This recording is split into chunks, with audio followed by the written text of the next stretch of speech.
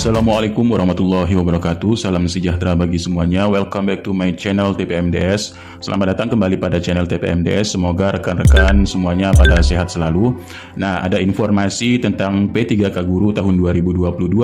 Nah, ini adalah skema penempatan bagi guru honorer lulus passing grade.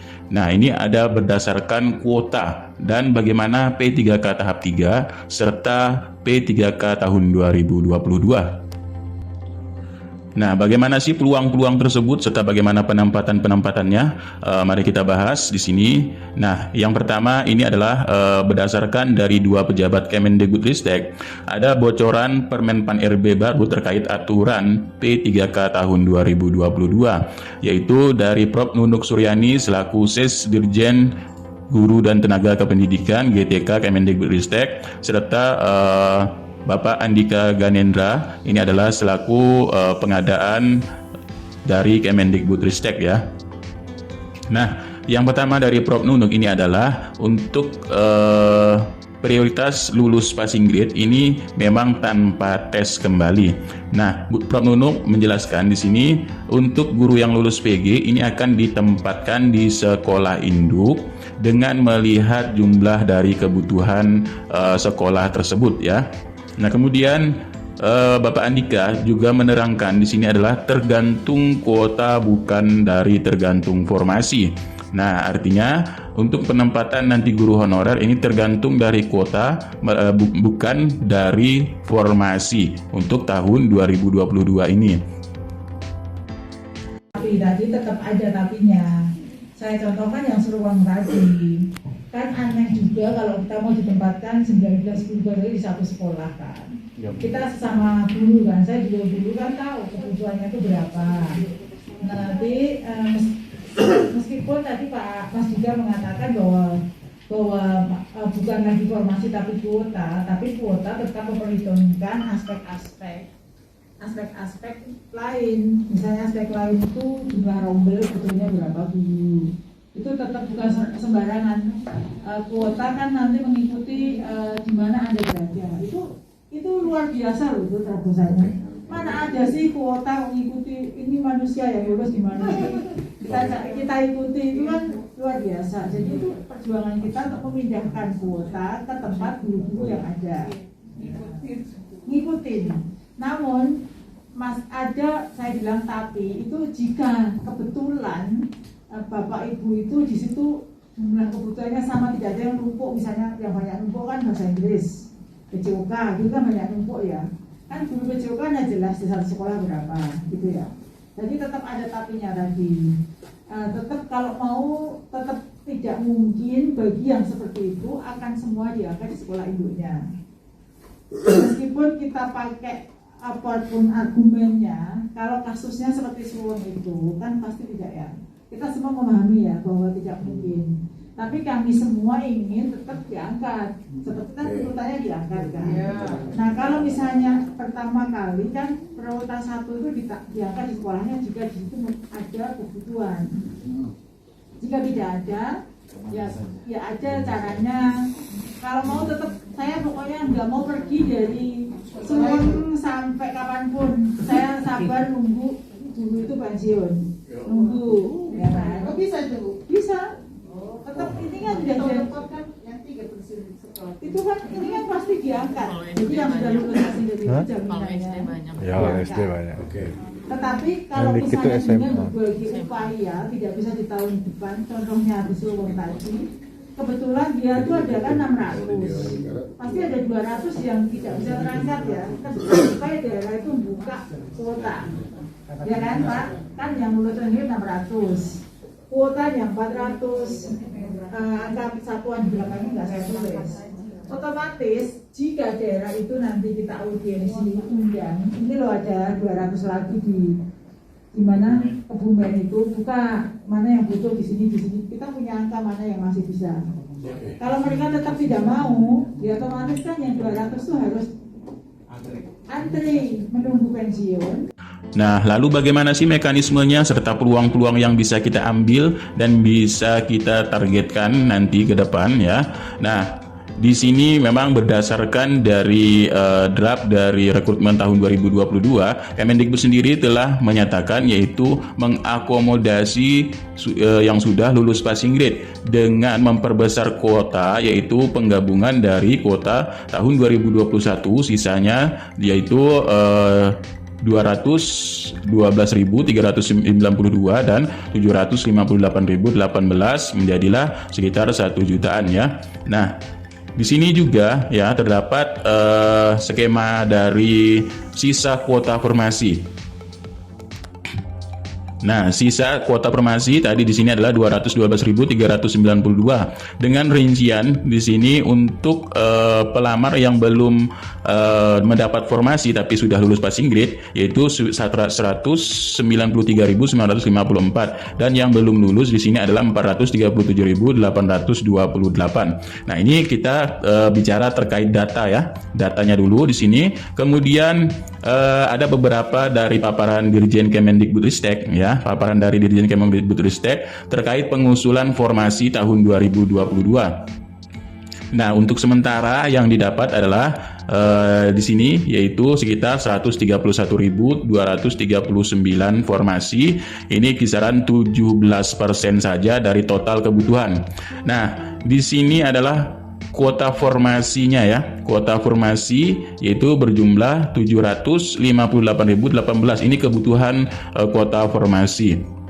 Nah, kita ambil salah satu dari daerah Jawa Barat atau Jabar. Nah, ini telah mengusulkan formasi sekitar 14.857 ya. Nah, akan tetapi kebutuhannya ini mencapai 119.302. Nah, inilah yang dimaksud dengan kebutuhan ya. Nah, ini kebutuhan. Jadi, pemerintah pusat telah memberikan target kuota yaitu sebesar 119.302 ya. Berarti kurang masih di sini untuk kebutuhan yang ditargetkan dan kuota yang ditetapkan untuk daerah Jawa Barat, tapi pengusulannya masih kurang di sini. Nah, kita lanjut di sini yaitu tentang data-data yang sudah lulus passing grade. Katakanlah di suatu sekolah di sini telah lulus passing grade. Yang pertama di sini telah mendapatkan formasi yaitu P1 ya, telah mendapatkan formasi. Nah, di sini ada YP1 tapi belum mendapatkan formasi. YP1, YP2 ya dan P3. Sekitar 8 orang di sini. Berarti 8 orang inilah yang masih menunggu formasi di tahun 2022. Nah, misalnya di sini 8 orang ya. Nah, kita lanjut lagi di sini. Kebutuhan daerah Jawa Barat yaitu sekitar 119.302 ya, sesuai dari kebutuhan dari Dirjen Kemendikbudristek telah memberikan kuota sebesar ini ya. Nah, kemudian usulannya di sini tadi 14.857 baru usulan seperti ini, belum memenuhi dari target. Nah, katakanlah di sini juga formasi Jabar ini ada formasi sisa ini 100. Nah, nanti akan digabung-gabungkan ya. Nah, setelah di bulan Mei ini berakhir, maka kita bisa nanti dapat melihat berapa sih kuota yang telah ditetapkan. Nah, tapi di sini nanti ya berapa yang telah ditetapkan oleh Menpan RB. Ini kita masih belum melihat kuota formasi tersebut ya.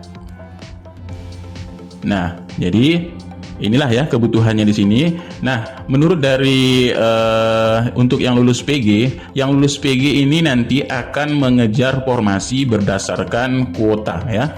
Jadi yang lulus PG ini akan mengejar formasi dari kuota yang telah ditetapkan tadi.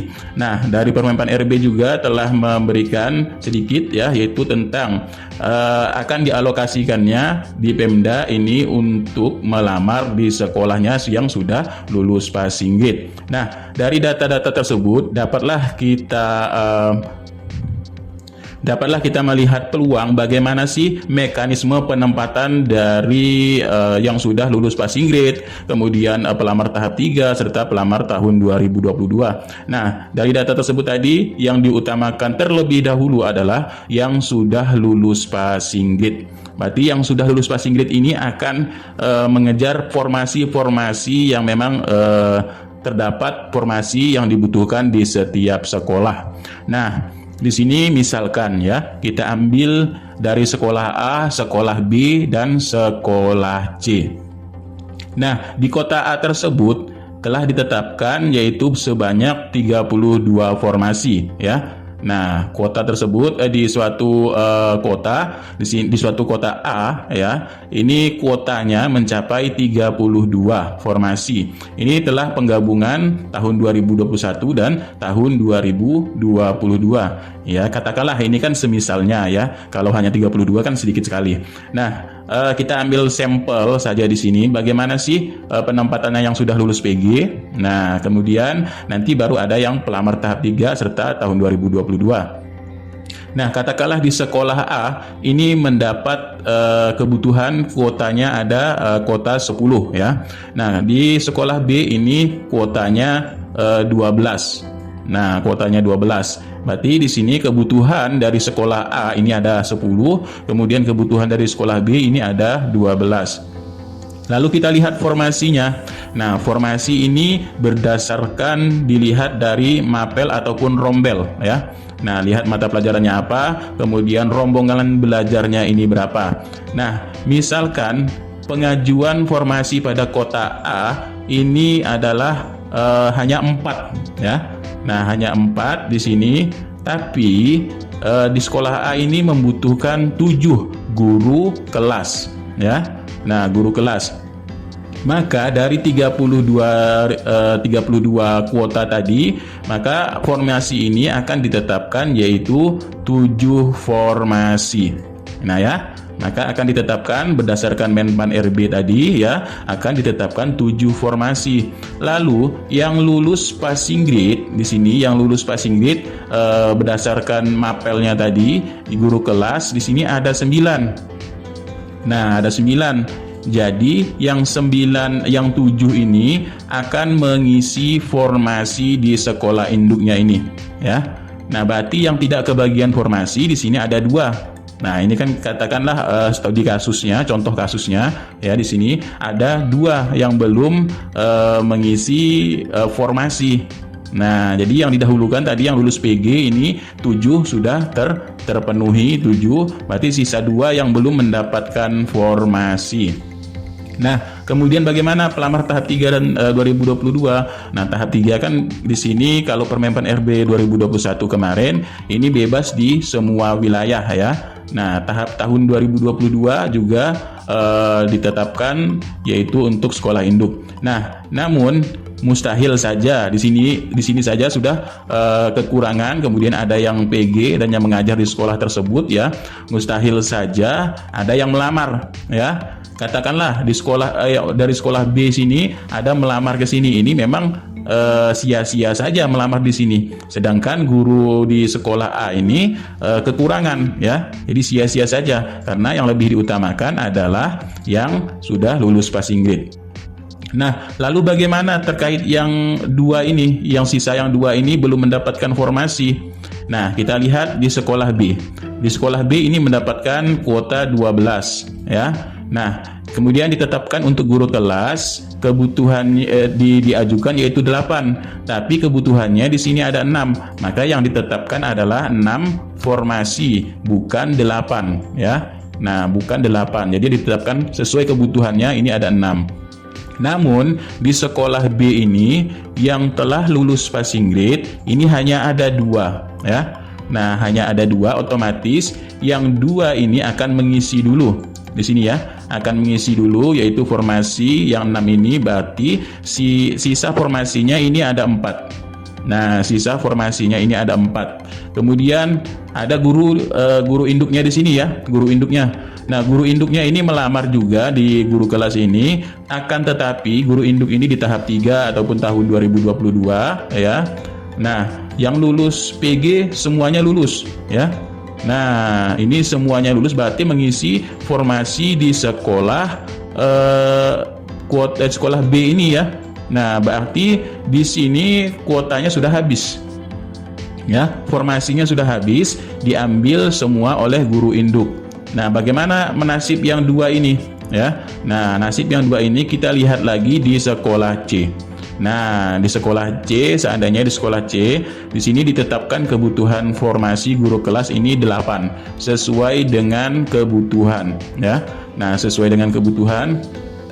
Lalu di sini ada yang lulus passing grade ada 2, ya. Maka ditetapkanlah kebutuhan di sini formasi yang 2 ini sudah mengambil formasi. Maka sisa formasinya ini ada 6. Ya, sisa formasinya ada 6. Dan pelamar di sekolah ini ya ada 6 juga ya.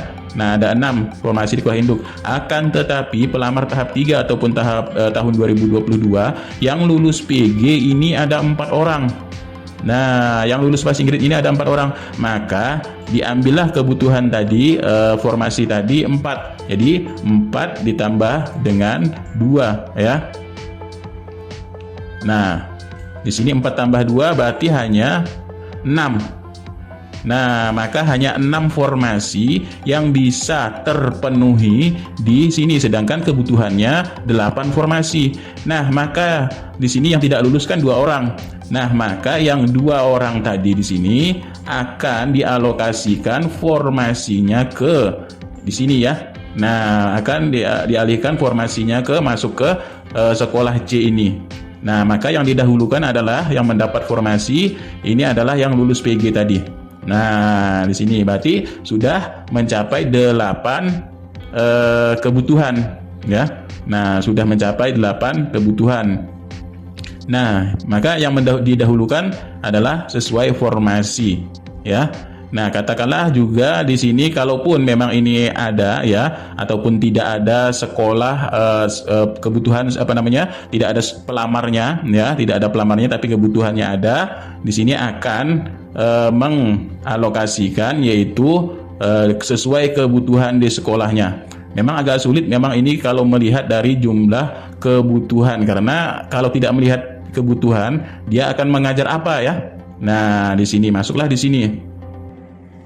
Akan tetapi kalau memang skemanya seperti ini akan menggeser sekolah honorer yang induk di sini ya, di sekolah C ini. Nah, jadi memang dirincikan oleh Kemendikbudristek ya. Di sini memang yang didahulukan yang memang sesuai kebutuhan, tapi memang gurunya ini tidak ada. Ini lebih didahulukan yang seperti itu. Akan tetapi kalau memang ada ya, akan seperti inilah sedikit skemanya ya. Nah, kalau untuk memenuhi kebutuhan dicarikan kebutuhan di sekolah lain. Nah, seandainya di sini guru kelasnya ini ada hanya ada 6 saja ya. Nah, ada 6 tapi kebutuhannya 8, maka ditetapkanlah 8 formasi. Nah, jadi di sini hanya ada 2 ya. Berarti di sini yang 4 ini sudah melamar juga di sekolah induknya, tapi sisa 2 ya. Nah, sisa 2 yang betul-betul kosong. Ya, yang betul-betul kosong di sini sisa 2, maka inilah formasi yang akan diberikan ke di sini tadi yang sudah lulus PG untuk ke daerah kewenangannya ya. Tapi misalkan di sini ada di sekolah induk, di sekolah A ada kuota yang memang betul-betul melihat dari linearitas ijazahnya ya, masih bisa diambil oleh sekolah induk untuk linearitas ijazah, namun tidak ada yang mengajar umpamanya kan di situ. Nah, itulah juga akan bisa ditetapkan umpamanya linernya ke bahasa Indonesia ya, ada kebutuhannya 2 tapi yang ngajar hanya 1 orang. Nah, hanya 1 orang yang ngajar ya. Nah, maka jika liner ini bisa dialihkan ke sini juga ya, di sekolah induk. Tapi memang yang diutamakan adalah di sekolah induk. Kalau memang tidak ada barulah ke sekolah lain ya. Nah, di sini sekolah lain sesuai memang yang tidak ada pelamarnya, kemudian memang di sini kuota yang gagal ya. Namanya tahap 3. Tahap 3 kan tidak ada lagi di sini tidak ada lagi tes lainnya ya. Namanya sudah tahap 3 sudah berakhir. Nah, tahap 3 sudah berakhir, berarti di tahun 2022 dia pun sudah berakhir di tahap 3. Nah, dan yang pelamar 2022 juga seperti itu ya. Nah, nanti akan mengikuti tahap 2, tahap 1, tahap 2 dan tahap 3. Nah, ini memang berdasarkan kuota. Nah, jadi jika kuotanya memang terpenuhi di sini ya, sesuai dengan Menpan RB, maka akan ditetapkan kebutuhan dari sekolah tersebut. Inilah yang dimaksud dengan sesuai kebutuhan dan berdasarkan kuota. Jadi kalau memang kuotanya di sini memerlukan 7, maka akan ditetapkanlah 7 formasi untuk bisa dilamar oleh sekolah induk ya. Nah, ini tadi kan memang contoh kasusnya adalah untuk yang diarahkan ke sekolah lain. Nah ya, ini kasusnya. Tapi kalau memang sudah genap di sini guru induknya 7, ya sudah ya. Sini habis formasinya. Sudah masuk semua ya. Nah, sudah masuk semua karena didahulukan yang sekolah induk. Jadi yang lain ini tidak bisa melamar ya di sini. Sudah habis semua. Nah, kemudian kalaupun di sini kan tadi takutnya di sini takutnya ini mengambil dari yang sudah induk di sini ya. Nah, takutnya mengambil formasi yang sudah induk, maka kalau memang tidak ada lagi di sini yang bisa diambil ataupun dimasukkan, maka di sini akan ada tawaran. Misalkan Bapak Ibu di sini, saya inginnya di sekolah ini saja ya, di sekolah tempat saya mengabdi di sini ya, sekolah tempat saya mengabdi, maka Bapak Ibu ini bisa menunggu sampai ada yang pensiun ya. Nah, sampai ada yang pensiun di sini bisa menunggu formasinya dibuka kembali karena P3K ini akan berlanjut ya. Nah, di sini bisa formasinya bisa ditunggu. Tahun depan memang ada yang pensiun, tapi saya menunggu masih honor di situ ya, tidak beranjak kemana-mana, maka nanti akan dibukakan juga ya. Nah, di sini. Ataupun juga ada tawaran di luar daerah. Nah, ini ya, tawaran di luar daerah. Ini memang di luar daerah biasanya memang kebanyakan daerah-daerah 3T ya. Nah, ini tapi dengan penggajian yang besar, dengan tunjangan-tunjangan yang besar. Ya, di sana akan pamannya di sini mendapat 3 juta ya, 3 juta lebih pamannya kan. Nah, di sana bisa mencapai 5 juta. Ataupun dapat 6 juta atau 7 juta ya, tergantung tunjangan-tunjangan apa yang didapat di sana. Ini akan lebih besar memang. Ini gaji pokok ya kan, belum tunjangan-tunjangan lainnya termasuk dari jaminan-jaminan kesehatan, jaminan kematian dan sebagainya ini sudah ada ya. Nah, ini tawarannya untuk ke daerah lain. Lalu jika sudah ke daerah lain, apakah bisa pindah kembali ke sekolahnya? Nah, di sini apakah bisa kembali ke sekolahnya? Kita lihat di sini ya, terkait pindah ataupun mutasi. Nah, kategori pemberhentian atau penghentian perjanjian kerja ini ada diberhentikan tidak hormat, yaitu dengan jangka waktu perjanjian berakhir, meninggal dunia atas pengunduran diri sendiri, faktor perampingan organisasi, tidak cukup jasmani atau gila bahasa kita ya. Nah, kemudian diberhentikan hormat tidak atas permintaan sendiri, atas dipenjara, pelanggaran berat, tidak memenuhi target kinerja, atau diberhentikan tidak hormat yaitu penyelewengan Undang-Undang 45, dipenjara, atau menjadi anggota atau pengurus partai politik. Nah, yang pertama ini diberhentikan dengan hormat ya. Nah, lalu bagaimana sih tentang kontrak kerja ya? Di sini dari pihak BKN telah memberikan wanti-wanti juga ya. Tahukah Anda katanya kontrak kerja P3K dengan PPK atau Gubernur, Bupati, Wali Kota ya, pejabat pembina pegawaian. Jadi kontrak kerja kalian Bapak Ibu di sini adalah dengan kontrak yaitu pejabat pembina kepegawaian. Jadi jika kinerja tidak sesuai ataupun minta pindah tempat kerja berakibat kontrak ini berakhir. Nah, ini jika bukan daerah kewenangannya ataupun kabupaten kota atau provinsi ya. Maka pejabat pembina kepegawaian, gubernur atau bupati atau wali kota ini berakhir ya, bisa berakhir kontrak kerjanya. Nah, karena beda pejabat lagi nanti, namanya gubernur kabupaten A ke gubernur kabupaten B, ya kan, ke provinsi B dan sebagainya, provinsi A dan provinsi B. Nah, ini menurut dari BKN. Lalu ada juga menurut dari sumber Biro Badan Kepegawaian Pengembangan Sumber Daya Manusia BKPSDM ya, menyatakan menuturkan P3K tidak bisa mengajukan pindah tugas sesuai dengan formasi masing-masing ya. Mereka ditempatkan sesuai dengan sekolah asalnya saat menjadi honorer. Jadi mereka tetap akan bertugas di sekolah yang saat ini ditunjuk apabila mereka memang mendaftar sesuai dengan sekolah asal sebagai non-PNS dari data pokok pendidikan atau data Dapodik.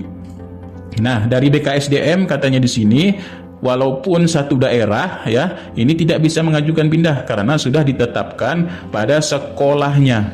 Nah, itu ya. Nah, itu tidak bisa katanya mengajukan pindah. Jadi di sini peraturan ini kami pun belum mendapatkan juga peraturan yang tentang satu daerah, tapi kalau peraturan yang di luar daerah ini sudah ada peraturannya ya. Nah, di luar daerah, tapi kalau dalam satu kewenangan masih belum sedikit final nampaknya ini ya.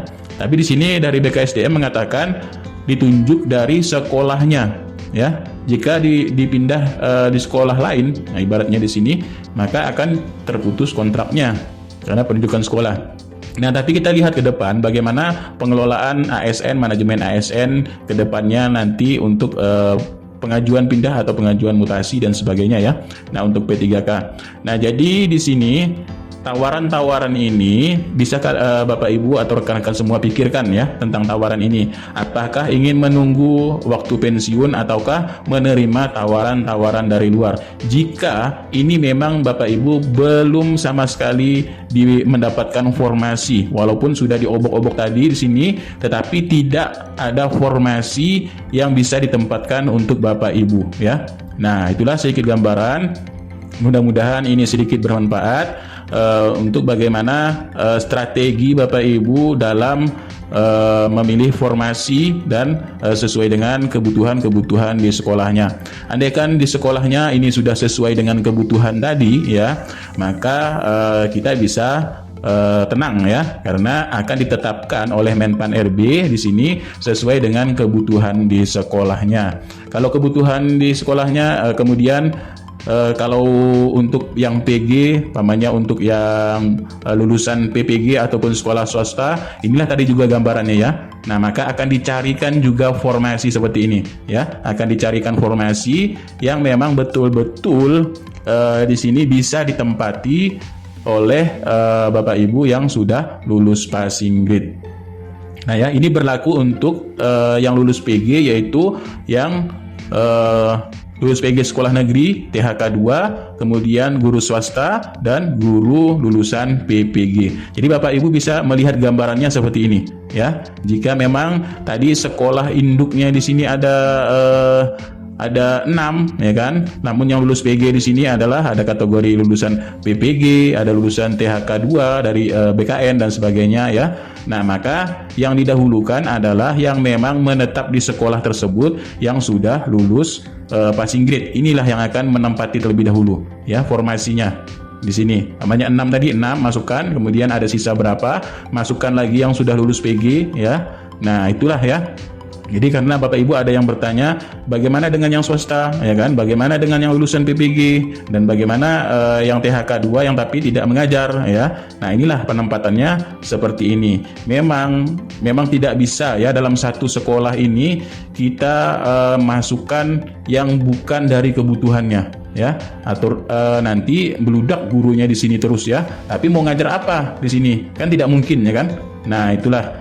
Nah, sedikit bocoran dari bagaimana penempatan Bapak Ibu, dan ke depan Bapak Ibu bisa menyusun strategi dan bisa tenang jika memang formasinya ini ada di sekolah Bapak Ibu. Nah, itulah sedikit informasi bocoran dari untuk penempatan Menpan RB barunya. Ini resmi dari Ibu Nunuk Suryani yang telah kami analisa bagaimana apa yang dibicarakan dari Prof. Nunuk Suryani selaku Sekretaris Dirjen Kemendikbudristek, serta Bapak Andika Ganendra yaitu selaku pengadaan dari Kemendikbudristek ya, perencana serta pengadaan. Katanya di sini berdasarkan kuota. Nah, inilah kuotanya ya. Oke, sekian, terima kasih. Billahi taufiq wal hidayah. Wassalamualaikum warahmatullahi wabarakatuh. Salam sejahtera bagi semuanya. Salam sehat selalu.